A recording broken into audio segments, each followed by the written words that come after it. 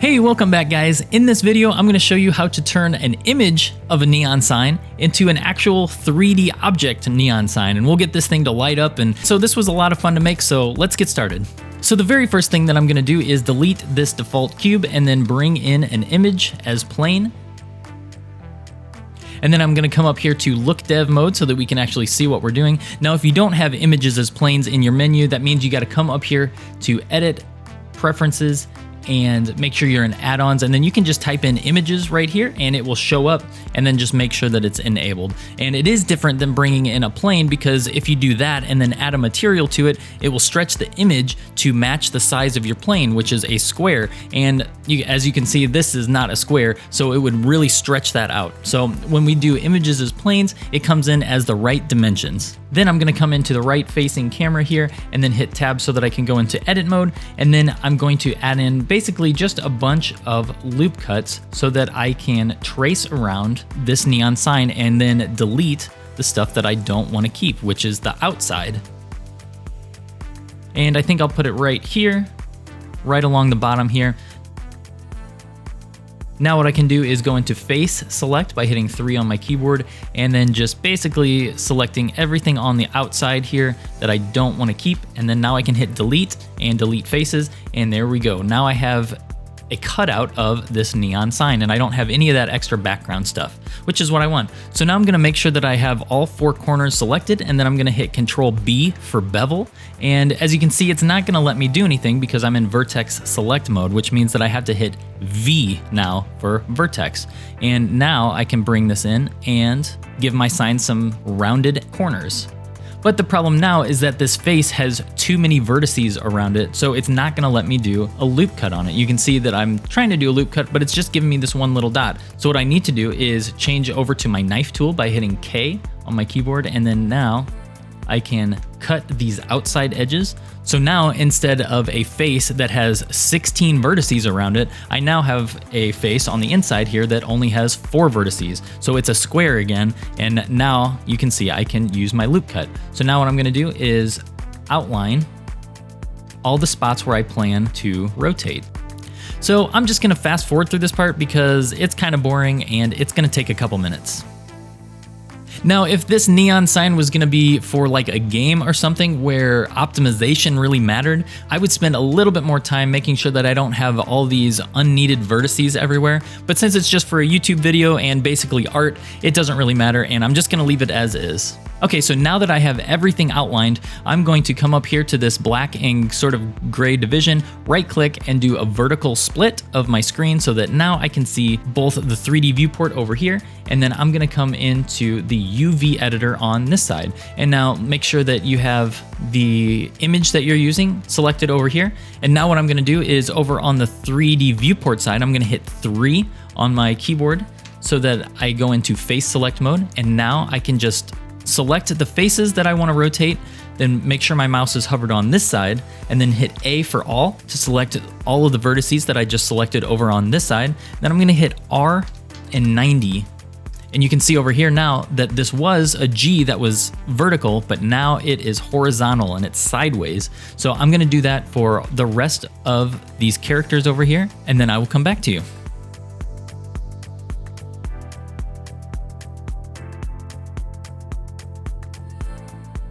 Okay, so there is some cleaning up that we need to do. You can see like right here, and this looks kind of bad, and this definitely looks bad. So let's select this face right here, and if we look over in the UV editor, we can see why it looks bad. It's because this part of it is above where it's like, here's the yellow part down here, and it's overshooting. So what we can do is we can grab those, hit G and Y so that it snaps to the Y, and then just bring it down to where it is in the black again. And if we really wanted to get perfect with it, we could grab this one right here and just bring it up. Since it's kind of lopsided, it kind of needs that.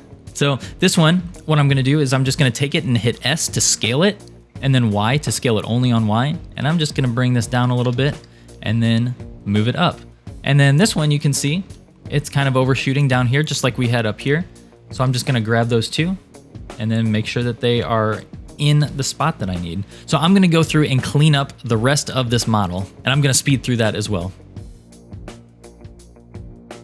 And this is easily one of those things that you could spend hours and hours just tweaking and making it perfect. But at the end of the day, you have to figure out if it's something that's worth spending that much time for. If it's just something that's in the background, all this tweaking really may not matter that much. It most likely does not have to be perfect to get the look that you want.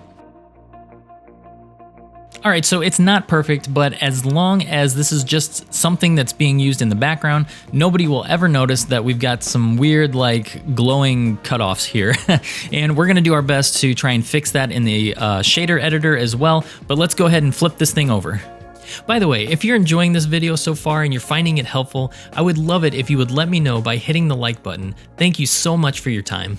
Okay, so I'm gonna make sure that this is selected, and then I'm gonna hit R for rotate, and then X for the X axis, and then I'm gonna type 90 degrees, and then a minus to flip it right side up. So now we have our game sign, and we need to add some depth to it. So what we can do is go back into edit mode, and then I'm gonna hit A for all, and then 3 for face select, and then E to extrude. And let's bring it out maybe to about there. That looks maybe thick enough. Good enough, right? And so now it looks kind of weird. It looks like the image is on the inside of this thing and we pulled it in. So what we need to do is come over into the material settings and then scroll down, and right here where it says show backface, let's unselect that. And there we go. Now it's looking good, just like that. Now, if you really wanted to get fancy with this and make sure that it looks right on both sides, what you could do is kind of do what we did before and make sure that the character that you want flipped is selected, and then hit A for all to make sure that it's selected over here, and then you can hit S for scale, and then I believe it's the X axis and -1. Yep, there we go. And so it has flipped that, and we could actually come here and do that on every single one if we wanted. I'm not gonna do that, but you can imagine how cool that would be, right? So we'll just pretend that I did that on all these characters. So we're just gonna leave it just like that. And then I wanna make like an outside edge. What we could do is select this part right here, make sure that they're all selected over here, and then hit U to unwrap. And that will bring up kind of this square box here. And then we can hit R to rotate, and then 90. And then just kind of throw it up here into like a black area. Maybe scale it down a little bit. So now we have like a black outside. But what I think I want to do is I'm going to select the whole outside by hitting Alt and clicking on an edge like that. And then I'm going to come over here to extrude along normals. Actually, I should probably apply scale really quick or else it's going to mess up. And now I'm going to pull this out just a little bit like that. And then select the outside ring here on both sides, and then extrude those out again too.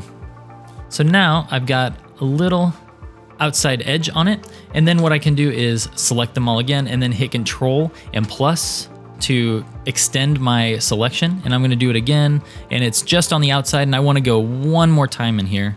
There we go. And then I'm gonna hit P to separate, and now what I can do is assign it a brand new texture. I'm gonna hit plus and assign a new texture, and we don't really need to name it, but I guess I'll go ahead and name it outside sign thing. Maybe let's bring it down to black, and it's probably pretty shiny. I'll do like 0.2 maybe. There we go. Make sure it's selected, and now we've got a black outside, just like that. What I think I'm gonna do also is hit Control 2 to add the subdivision subsurf modifier. Yeah, subdivision, I always call that the wrong thing. So I'm gonna add one of those to make it smooth, and maybe shade smooth. And then since it looks a little too soft, what I can do is bring in a loop cut here and here to kind of sharpen that edge a little bit. Maybe bring one here and here, and then do the same thing on the other side as well, like that. There we go. So there we go. Now we've got a nice outside edge on our neon sign. Now what we need to do is make this sign glow. So let's come over into the shader editor and make sure that we're not on outside sign thing. There we go. So the way that we get this thing to light up is use an emission. But if we just bring this over here to emission. Actually, let's come over here into cycles so that we can kind of see some nice lighting and shadowing here. So we could just do it like this and that would be fine, but watch this. If I bring in a color ramp and then attach it to the color that's coming into the emission, watch what happens if I bring this black up. See how a lot of the glow is going away? Maybe if I bring it here and then adjust this white part, it's gonna make that glow a little more intense. So now we're kind of isolating the lighting on this emission part and just bringing out the emission. Now, if you have the Node Wrangler plugin enabled, you can click this color ramp here and then hit Control, Shift, and left click it, and it will show you only what's going on with this color ramp. So this is actually what the color ramp is doing. If I pull this back, you can see this part is adjusting kind of the glow.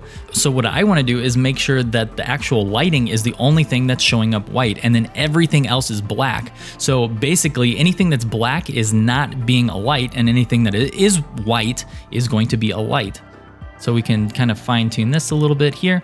Now the problem with the color ramp is that it's turning it into black and white. So we need a way to bring color back into it. And the way that we do that is to bring in a mix RGB, and we can multiply the image with the black and white color ramp. So let's connect our image to the top color, and then we can bring the color of the color ramp into the other color. And now what it's gonna do is it's going to multiply the image with the color ramp. Let's take it off the color ramp view and put it back on the principled view. And then let's connect the color now into the emission.